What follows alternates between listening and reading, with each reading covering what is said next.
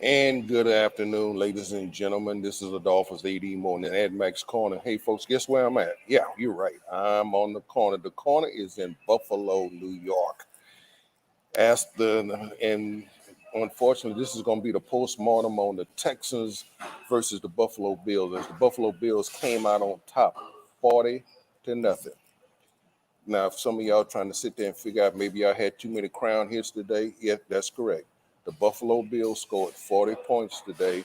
The Houston Texans got a goose egg. The same zero that started the game off in Archie Park today, the same zero that was on the clock when the game started was the same zero that the Texans had when the clock went zero all the way for everybody.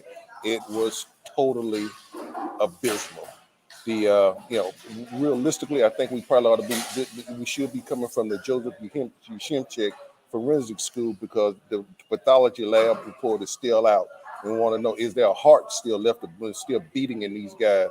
And, I'm not going to just go wheel them out and just go ahead and burn them and just say that they're done and they're trash and garbage. But this was a horrible sight today. The Texans had an opportunity. The defense, Lovie Smith's defense today, did all they could to keep this game close. In fact, the Texans drew the first takeaway. That's when they intercepted Josh Allen and got it all the way down to the Bills' 4 or 5 yard line, and all of a sudden, then fourth and they won for it, with the exception of a tremendous play by Jerry Hughes. Yes, right, that same Jerry Hughes from Sugarland, the same Jerry Hughes from TCU, made a tremendous play because if he had not made the play, the Texans probably would have jumped on the board first, and who knows? We probably could have just went ahead and put this no telling what the score might have turned out. But I tell you what, but as we go along, we're gonna hear from the coach. Yeah, I don't know. You try to put a spin on this as much as you can. You try to put lipstick on this pig, but I don't care. It's a pig, and this was a pig game today. And for the most part, it's really nothing to talk about it. But I tell you, we're gonna bring some folks in. We got Pat Freeman, who covers the Bills. He's in the studio. I'm gonna bring him in a few seconds, and Pat's gonna give me his quick analysis. Dr. Freeman, Dr. Pat Freeman, there, the mighty over. Pat, what's going on, man? How are you? How's everything going?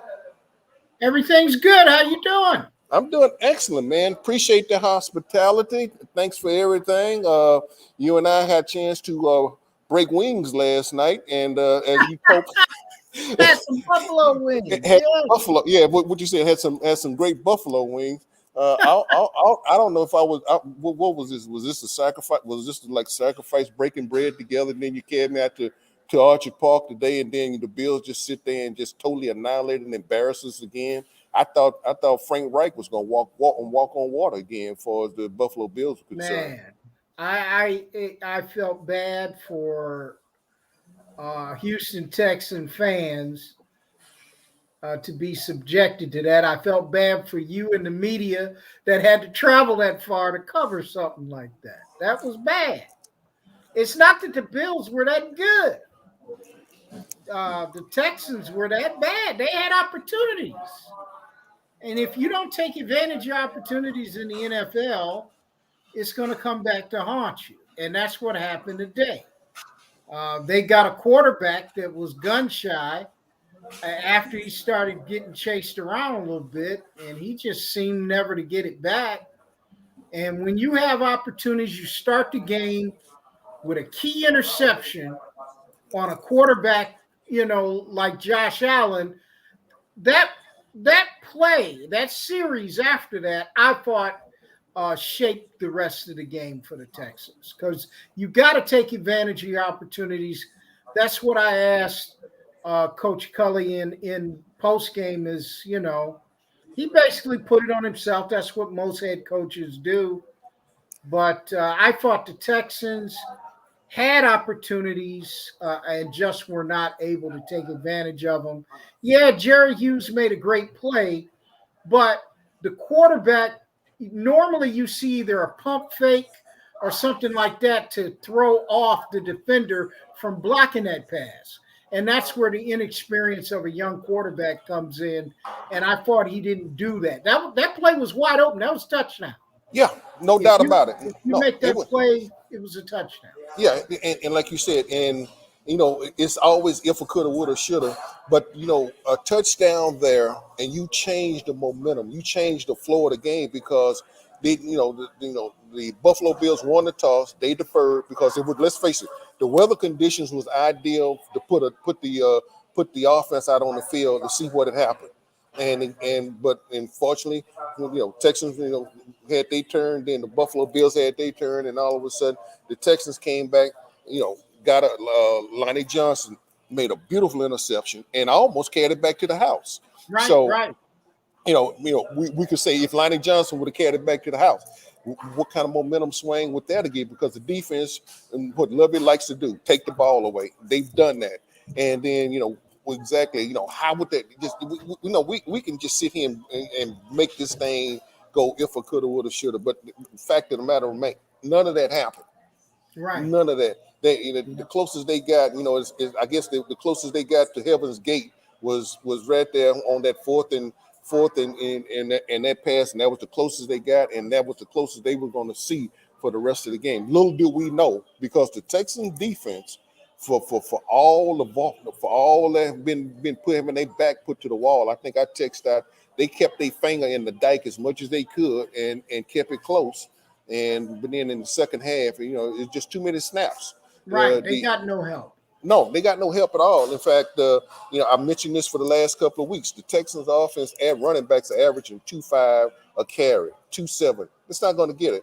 No. At one while, of course, the Bills finished the contest, I think, at about a little about 4.9, 4.8. But at one while, they was averaging almost 6 yards a pop. Right. So when you shredding the defense like that, even though you keep them out there, and like Whitney Merciless has made that comment, during the post game, it's only so many snaps you're gonna be able to keep, you can't keep going out there and running up folks up the heads up against it and everything. But here's an interesting point today, Pat, and it's something that I would like for you to just sort of comment on. This was a record. The Bills scored 40 points. The Bills, 40 plus in consecutive games. This is the second time in team history. First time they did it was 1990, and now they've done it. They came back to back and put 40 points, back to back 40 points. So you watch this team. Well, wait, are they for real? Yes, very good team.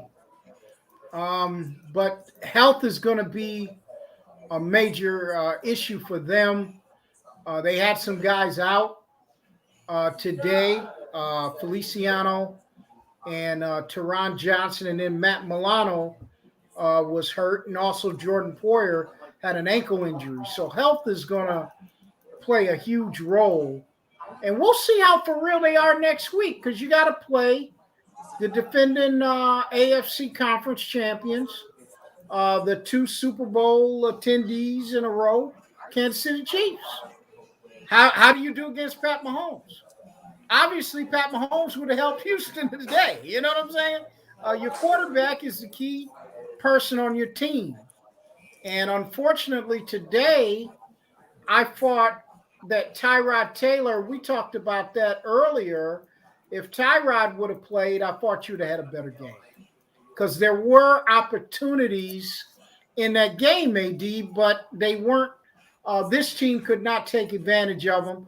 Also, too, time of possession, AD. Oh, Bills 38 minutes, Texans 21. I mean, You're not winning games like that. no, you can't win with the ball not in your hand. Now, Right. Lovey Smith's attitude is, he said that's our job. So what if the offense has the ball in the hand? Our job is to go take it away. Well, they did take it away.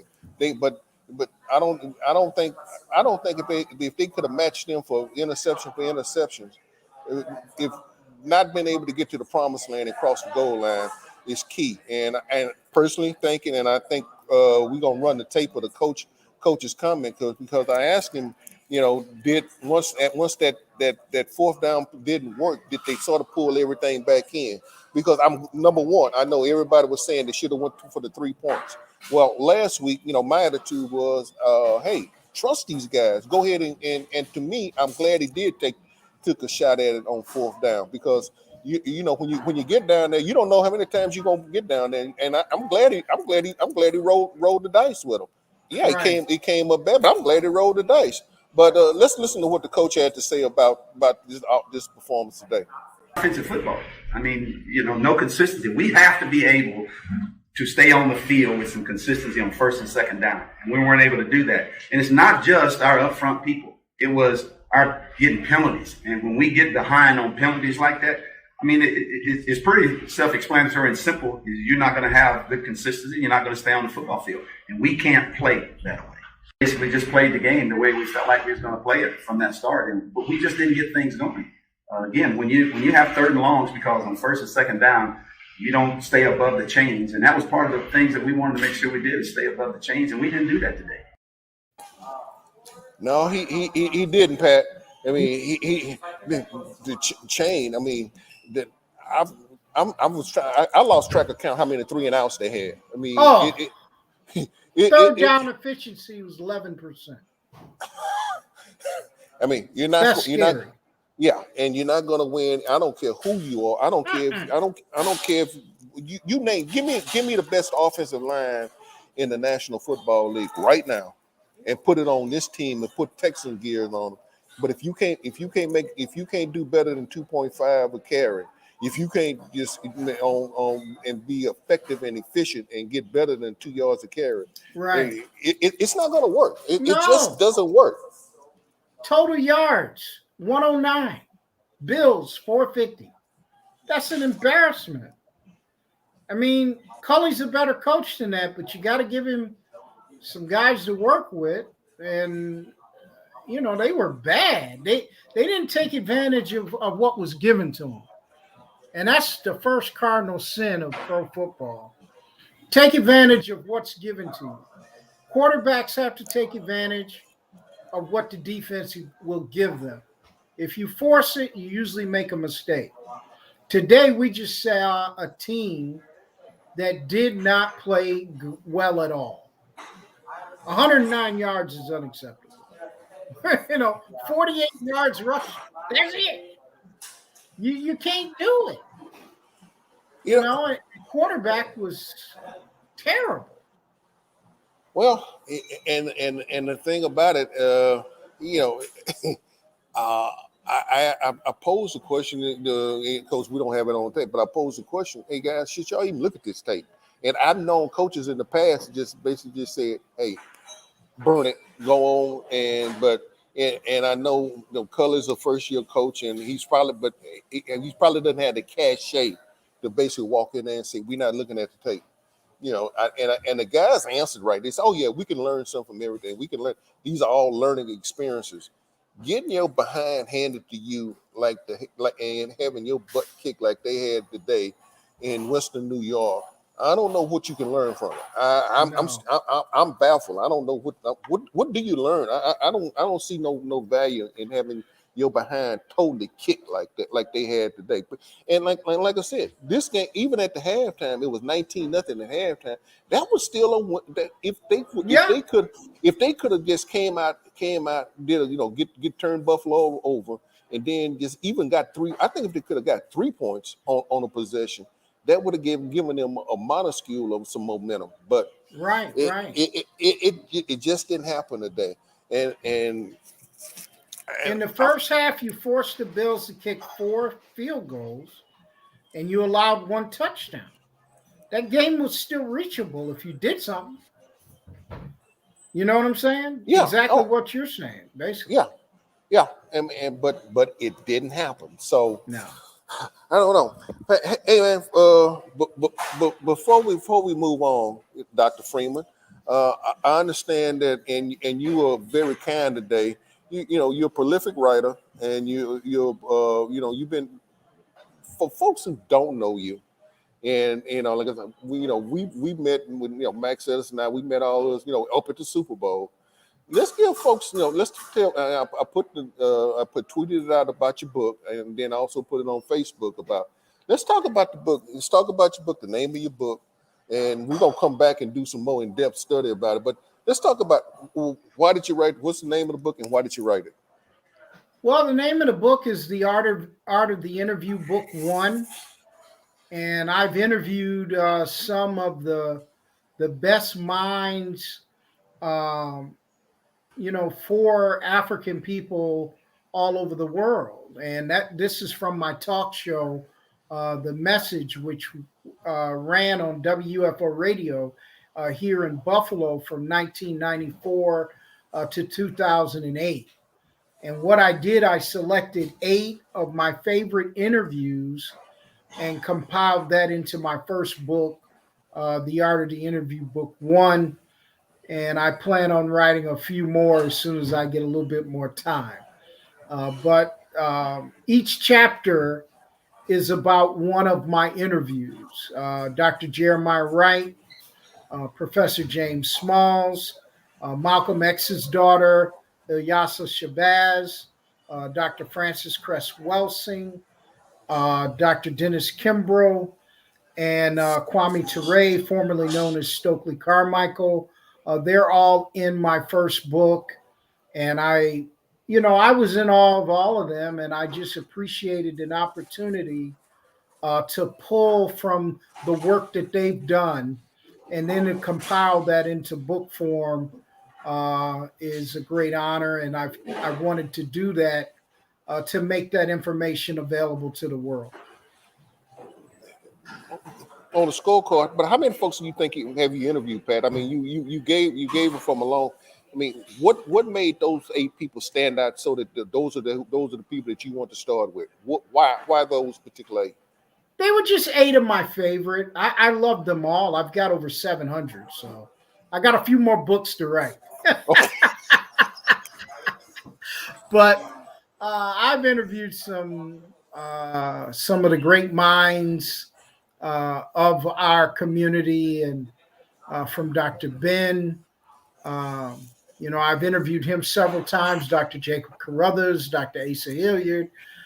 These were just 8 interviews that I just enjoyed, especially probably Dr. Jeremiah Wright. It's one of my favorite interviews. And for folks who don't know who Dr. Jeremiah Wright is, that was Barack Obama's pastor. Yes, sir. And when he started this run for the presidency, also had been his pastor for the long time prior going in, at the start of the presidency. So just to give everybody a little hint as to who Dr. Jeremiah Wright is. A great man. Got caught up in a political charade, which was brought about, I mentioned in the book, by the Hillary Clinton campaign. That wasn't done by Republicans. It was done by the Hillary Clinton campaign during the primary. And I felt, I understand politics, but the way I disagreed, and I'm a fan of the Obamas now. I'm very proud of them. I thought they were class act in the White House. But I did not agree with how they treated this great man. Dr. Jeremiah Wright is one of the greatest theologians of the 20th and 21st century. He's a great, great human being. And I talked about that in that book. And I remember when I interviewed him, AD, it was right after the controversy started, and his assistant sent me a letter that I had to promise not to ask him a question related to then Senator Barack Obama. And at the beginning of the interview, it was kind of, you could tell he was kind of standoffish, wondering if I was going to keep my word. Right. And once the interview started, and I think he realized that I was a genuine person, I think it ended up being one of my best interviews. And I'm a fan of Dr. Jeremiah Wright. Pat, let's talk about that, because that was an ethical consideration that you had to take in play. Everybody say, well, that's the media, that's your First Amendment right. But you took an ethical consideration, all that in, by not doing that. Some folks say, well, I'd have done it anyway. But the thing about it, you got a lot more out of Dr. Wright and that whole thing, and even to this day, that there's a relationship but you put your virtues above something to do a little cheap stunt that probably would have hindered you. Why? Why was it so important for you to take that ethical approach? Well, I think that's the way a lot of us have approached this, like yourself and my man Max, may he rest in peace. One of the great men who showed a lot of fortitude and giving to our community with honesty and integrity. And I think we have to put that above all because AD, we have to be 4 times better than others just to get in these rooms. I don't think people realize that we dominate fields, but in the media room, there's only a few of us compared to others that cover these great endeavors. And to Right. have an opportunity just to interview somebody, your word is all you got in this world. And I promised I would not ask a question about then Senator Barack Obama. I gave my word, I signed the letter, and I felt that he was such a tremendous mind, probably one of the greatest theologians of his time. And for him to be caught up in a political charade, I thought was beneath him, and how he was treated by people around the country, calling him a bigot and a racist and other words. I'm like, are you kidding me? This is a great human being, a tremendous theologian, historian, and he's my frat brother. So, I just have always had a great respect for Dr. Jeremiah Wright. And that's probably why he's the last chapter in my book. Well, you and I both share, but we're both part of the Divine Nine. I mean, I give you dogs your props, but we had. we all go to the same places and do everything. All that college stuff, you find out after you get out of college, we all do the same stuff together. Yeah. Hey, look, I'm gonna, like I said, you presented me with my signed copy today. I'm gonna dig into it, and we're gonna get back. We're gonna really dig into the book once I get to it. Hey, before I turn you loose, man, let's go back and let's switch back to the sports. Put your sports hat back on. You and I talked in depth about the stadium, the Highmark Stadium. Could you give the fans an idea? Because it's an awful place. Awful. Let's talk in the league. Talk about Orchard Park real quick. It's an awful place to play. You shouldn't even. There's no reason that a NFL facility is in Orchard Park. There's nothing out there. I showed you the closest hotel. There's no development. There's nothing. Why the current owners want to continue this process of stupidity is beyond my rationale. They should move that stadium. The new stadium should be in downtown Buffalo, and it should be a dome, and you use it year round. You create revenue year round. Why they are doing this is beyond my rational thinking. I'm like, do y'all want to move?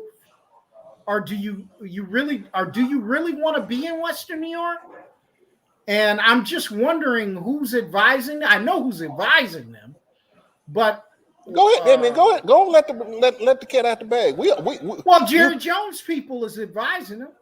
He's there. They hired his marketing firm, and one of their lead public relations guys is Jim Wilkinson, and if you know that name, he's the spin doctor from the Iraq and wars in Afghanistan in the Bush administration. Okay. And that's who they hired, Jerry Jones people out of Dallas, Texas, to advise Western New York about a new stadium. Now, somebody's giving them some bad advice, and just about everything they're saying is wrong because most of the people in Western New York agree that this next new stadium should be in downtown Buffalo. They agree it should be a dome because you can create revenue year round. They're suggesting to put an open air stadium where you just left, and you can personally tell everybody in Texas that those people are crazy. It Oh, doesn't make a bit of sense. you're doing it right. You're doing a good job telling them right now. I just laugh, man, because I've studied this for years. We've been to Super Bowls all over the country, and you see what they did in Indianapolis. You see what Jerry Jones did in Arlington, Texas. You see what they did in Atlanta. You see what they did in Minnesota. other cities. Look at Minnesota. Look at Minnesota. Yeah. Minnesota would be, if that was an ideal place to replicate, you should be replicating the Minnesota Vikings. Right. And I don't get it. I don't get it. Why would you even bring? And then they want the taxpayers to pay all the money. They're asking the taxpayers for $1.5 billion. That's unheard of. Well, here's the deal, and it's like I explained to you: the Houston Texans built the last. The Houston Texans built the last tax-supported stadium. Period. That was it. Mm-hmm. But anyway, hey man, look, I appreciate it. I tell you what, we got Nate. Nate sitting in the hole. I'm gonna bring Nate on because I want to try to get Nate in here. Nate Brown Jr. Say, man, put the light on your face, man. Let the people see you. You can't see you, Nate. You're hiding. You're hiding behind. Don't hide. Let them know. I mean, just because you got that Nick hat on, put a light on your face, man. Let them know there's some Knicks fans out here. Nate, can you hear? Can you hear Nate?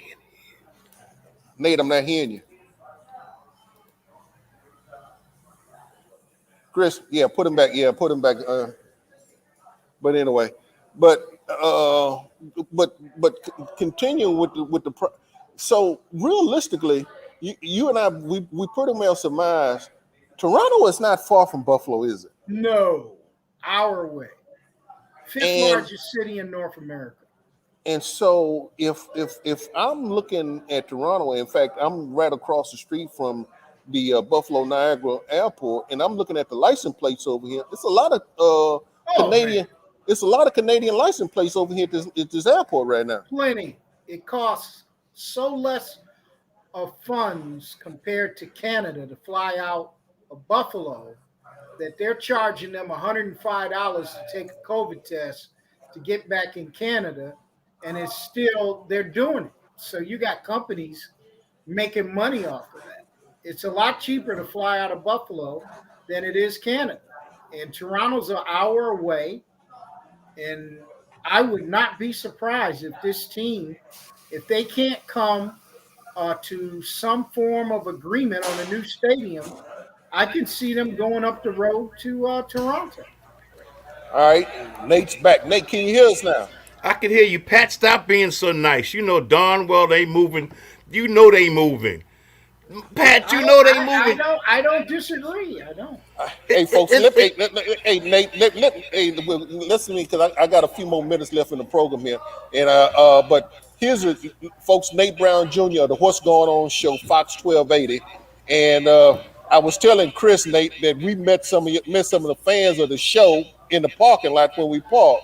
So say hello to the folks down in the, well, you not understand folks, my folks introducing yourself to folks down there, but you're probably introducing ourselves to some folks around the world. And they probably know, like, who's the black guy with the New York Nick hat on? And it's funny too, Pat, because the guy says to me, where's your Bills hat? How you come to the Bills game with a Nick hat? I said, because I'm a Nick fan. Okay. But anyway, man, it was exciting to hang out with AD and you today. Got some insights into what was happening in the game. And quite frankly, Buffalo, that's the second shutout, Patrick. Yeah. Yes, sir. So folks can't give the Bills the business the way they want to. 2 shutouts in this season. They're looking decent. I mean, for them, it's Super Bowl or bust. I just feel sorry for you guys in Houston. The guys fought like a champ. I know they love their coach, but they stink. Tell us how you really feel, player. I'm just saying, man. I mean, you knew the Jets stink, and they just squeaked by the day, Pat. I was tripping that the Jets won a game in They overtime. beat Tennessee. They beat Tennessee. And you always say Mighty Oba any given Sunday. That's Any your given montage. And I thought the Texans had some opportunities. They did have opportunities, but they didn't capitalize on those opportunities. And that's the sad part about it. But it's funny because when we were in the locker room, Mighty Oba, you could see when they were talking to the players, how they just want to just move on to the next game next Sunday. Oh yeah. Hey guys, they running me out of the fine facilities here at Starbucks. Hey, Nate Brown, I'm gonna get you back in here. We got a lot more things to do. Mighty Oba, we gonna dig into this book. Hey man, hey guys, I appreciate it. Thank you. Yo man, and Mighty Oba, your book looks deep. I was perusing through it when the Bills was beating up on those guys. I was like skimming through the book. I know. Time to read the book during that game. I got a chapter in, Homeskiller. I got a chapter in, okay? Truth be told, I got a chapter in. Hey guys, I appreciate it. They running me out of here. Chris, jump in here real quick. Hey guys, Nate, Mighty Oba, I'll be in touch, man. Appreciate you. Chris. Yes, sir. Great show. What up, Chris Gardner? You the man, dude. Great show, Nate. Mighty Oba, good to see you. All right. Yes, sir. Y'all take care. All right, peace out, fellas. We gone, man. I'm out, man. I'll be in touch, man. Deuces. Later, Chris. Take care. Hey, ladies and gentlemen, it's been fun up here in Western New York. I appreciate the folks in the hospitality here at the Starbucks across the street from the Buffalo Niagara. But, they're getting ready to shut the doors. I appreciate the use of the facility. The coffee was great. The company was even better, and the buffalo wings was nice. Chris, I appreciate you as always. But, ladies and gentlemen, deuces, we out of here. And I'm on my way back home. Will do, man. Thanks a lot, man. You're See welcome. ya. Take care.